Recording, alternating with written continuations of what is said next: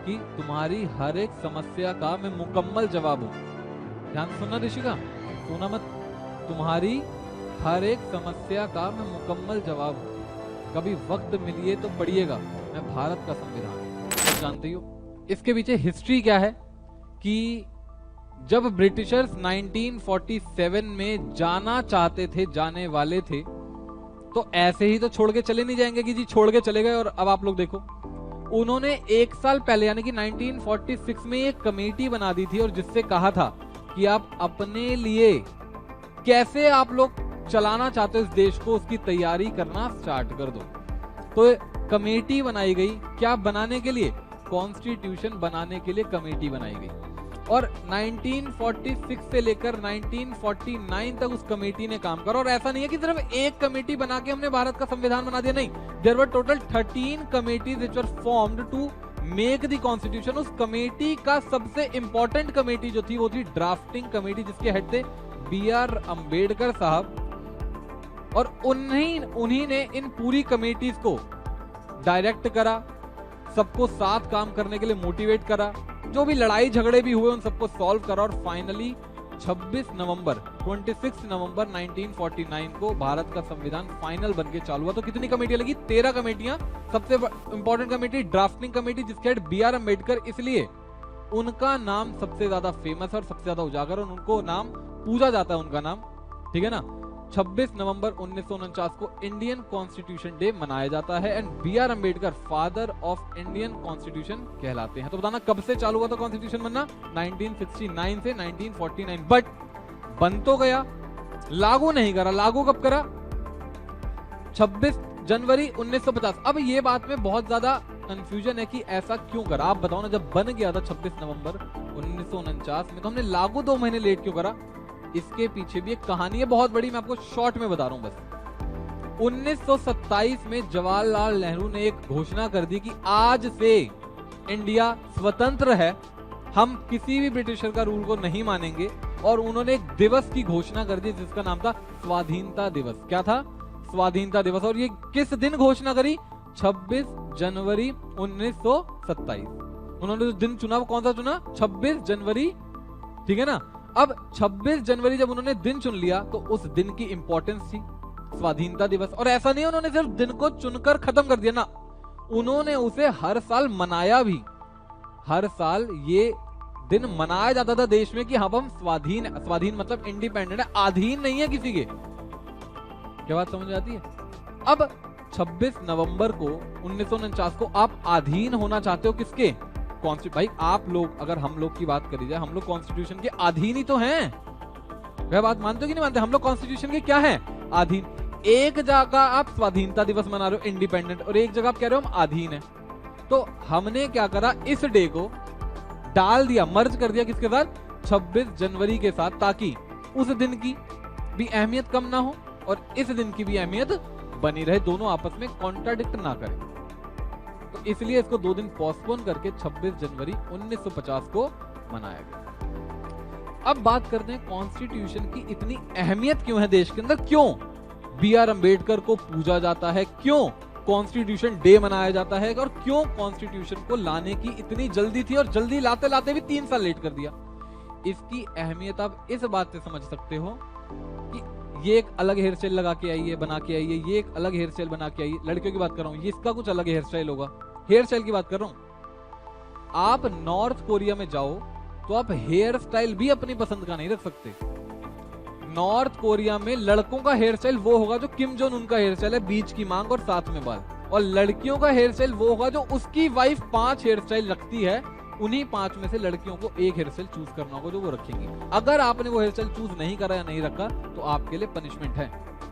तो सोच सकते हो फ्रीडम, और आप इंडिया में सोच सकते हो। तो ये जो फ्रीडम आप एंजॉय, तो मैंने बहुत शॉर्ट चीज बताई, जो फ्रीडम आप एंजॉय कर रहे हो किस वजह से कर रहे हो? संविधान की वजह से। आप डायरेक्ट प्रधानमंत्री से कुछ पूछ सकते हो, प्रेसिडेंट से कुछ पूछ सकते हो, तो किसकी वजह से? इंडियन कॉन्स्टिट्यूशन की वजह से। चलो नॉर्थ कोरिया एक तानाशाह राज हो गया, डेमोक्रेटिक पे आ जाओ, सुअरों के पास आ जाओ। सुअर मीन्स पाकिस्तान। पाकिस्तानी कंट्री में उन्होंने अपना संविधान बनाने में 10 साल लगा दिए। वो आजाद कब हुए थे हमारे साथी? 14 अगस्त 1947 उनका इंडिपेंडेंस है, और 15 अगस्त 1947 हमारा। हमने सुअरों को एक देश दे दिया छोटा सा। उन्होंने भी अपना संविधान बनाया, बट आप वहां पे देख ही सकते हो संवैधानिक अधिकार क्या है, क्या है, सब कुछ मिलिट्री है, सारी पावर किसके पास है, मिलिट्री। क्यों? संविधान बनाने में कितना टाइम लगा दिया, 10 साल। कितना टाइम लगा दिया?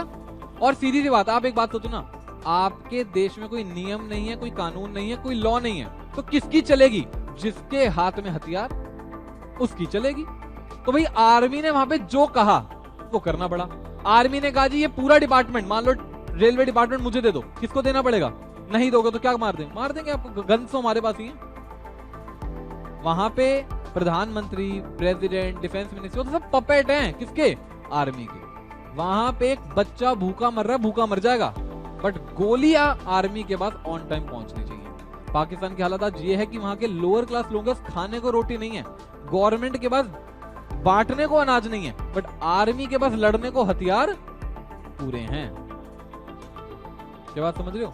ये किसकी वजह से हुआ? अगर वो संविधान अपना भी टाइम से बना लेते 2-3 साल में, तो उनके साथ भी ऐसा ना होता जो सिचुएशन उनकी आज है। Same goes for north Korea, Syria, ये सारी कंट्रीज जो आज इस हालत में हो, किसकी वजह से है? Lack of good and timely constitution. Constitution को लोग ना बहुत हल्के में लेते हैं, हल्का नहीं है, ये है, इसलिए आप लोग अपनी लाइफ को फ्रीली जी पा रहे हैं। अगर ये नहीं है तो आप लोगों के साथ क्या करेंगे देश के नेता, ये आप लोग सोच भी नहीं सकते, सोच भी नहीं सकते। ठीक है ना? आपकी हर एक प्रॉब्लम का सॉल्यूशन कहां दे रखा है? संविधान ने। संविधान एक बात कहता है, शायद मैंने पहले ही बताई थी, क्या? कि तुम्हारी हर एक समस्या का मैं मुकम्मल जवाब हूं। ध्यान से सुनना ऋषिका, सुना मत। तुम्हारी हर एक समस्या का मैं मुकम्मल जवाब हूं। कभी वक्त मिलिए तो पढ़िएगा, मैं भारत का संविधान। आपकी हर एक प्रॉब्लम कहां डिफाइंड है? यहाँ पे हर एक प्रॉब्लम का सॉल्यूशन कहां डिफाइंड है? भारत के संविधान में। ये बात समझ आती है? अब बात करते हैं रिपब्लिक डे की। तो रिपब्लिक डे किस लिए मनाया जाता है? तो आपको समझ आ गया। रिपब्लिक वर्ड का एक्चुअल मतलब होता है गणतंत्र। मतलब आपके देश को जो रूल करेगा प्रधानमंत्री, प्रेसिडेंट, वो वंशावादी नहीं होगा, वो डेमोक्रेटिक होगा। वंशावादी मतलब राजा का बेटा राजा नहीं बनेगा, इलेक्ट करना पड़ेगा। इसका मतलब होता है रिपब्लिक। क्या मतलब होता है? तो इंडिया का रिपब्लिक कंट्री है, यस। यहां वंशावाद नहीं है, यहां वंशावाद नहीं है। रिपब्लिक डे वाले दिन एक तो हमने मना लिया, कॉन्स्टिट्यूशन आया था इस खुशी में। इस दिन और भी काम करे जाते हैं बच्चों। फ्लैग होस्टिंग हो गई, ये तो सबको पता है, फ्लैग होस्टिंग हो गई। इंडिया डिफेंस अपनी पावर दिखाता है, हमारे पास ये मिसाइल्स हैं, ये आर्मी है, ये सब तो आप टीवी पे देखो। और भी चीजें करी जाती है। क्या? इंडिया इस इवेंट में अपने स्ट्रेटेजिक रिलेशंस को मजबूत करता है, स्ट्रॉन्ग करता है। कैसे सर? पिछले साल चीफ गेस्ट बुला के, पिछले साल इंडिया ने 5 कंट्रीज के चीफ गेस्ट बुलाए थे सेंट्रल एशिया के। सेंट्रल एशिया में कौन कौन सी कंट्रीज आती? कजाकिस्तान, उर्मेनिस्तान, उज्बेकिस्तान, जो सोवियत यूनियन से 1994 में टूटी थी। हमें उनके साथ रिलेशंस मजबूत करने थे, चीफ गेस्ट बुला। आपको किसी को दोस्त बनाना है, उसको ऑनर दे दो, बन गया वो आपका दोस्त। आपको मुझे तुम में से किसी को दोस्त बनाना है, मैं तुम्हें अपने एक पर्सनल इवेंट में बुला लूंगा, तुम मेरे दोस्त बन जाओगे। यस, रिस्पेक्ट दे दिया यार। 135 करोड़ लोगों के सामने आपको चीफ गेस्ट बन के, आपकी ओरिजिनल उन कंट्रीज की औकात कुछ नहीं है, उनको चीफ गेस्ट बना लिया। हमें उनकी जरूरत थी, क्यों? उनका ट्रेनी रास्ता, ट्रेन उनकी यूरोपियन यूनियन की तरफ जाती है, फ्रांस, जर्मनी वगैरह वगैरह, तो हमें उनकी जरूरत थी। वहां जाने के लिए हम समुद्री रास्ता चुनते हैं, लंबा जाता है, पास से निकल जाएंगे, स्ट्रेटेजिक रिलेशंस मजबूत हो गए। इस साल इजिप्ट के प्रेसिडेंट को बुलाया गया, ठीक है ना? आपके पेपर में आ भी सकता है, ये बात याद रखना। Who was the chief guest on Republic Day? आ सकता है आपके पेपर में। इजिप्ट के प्रेसिडेंट आए हैं, इस बार आएंगे, मतलब ये हो गई दूसरी चीज। एक तो हो गई फ्लैग होस्टिंग, पावर्स का प्रदर्शन, दूसरा चीफ गेस्ट बुलाए, स्ट्रेटेजिक रिलेशन मजबूत करे, तीसरा इस दिन देश के सबसे बड़े अवार्ड्स अनाउंस किए जाते हैं। देश के सबसे बड़े अवार्ड्स हैं भारत रत्न एंड पद्मा अवार्ड्स। भारत रत्न इस देश का सबसे बड़ा अवार्ड है। कुछ फेमस लोग जिनको भारत रत्न मिला है वो है सचिन तेंदुलकर, लता मंगेशकर, जवाहरलाल नेहरू, इंदिरा गांधी। ये कुछ फेमस लोग हैं जिनको भारत रत्न मिला है। भारत रत्न बहुत ही लिमिटेड लोगों को मिलता है, ठीक है ना?